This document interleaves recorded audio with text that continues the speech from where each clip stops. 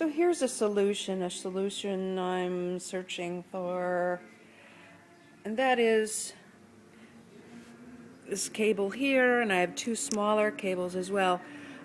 I'd like to eliminate it going, on the outside. Now I could get a new snake and go outside this case here and up around the edge, but it's still on the outside here. So I thought maybe a hole somewhere in here, maybe under the mixer.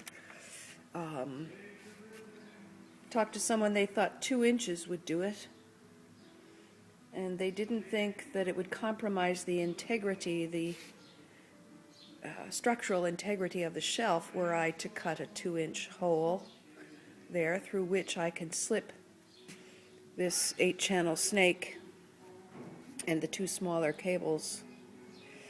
So, asking the group, what do you think? You know what this card is like, so there you have it. That's my question of the day.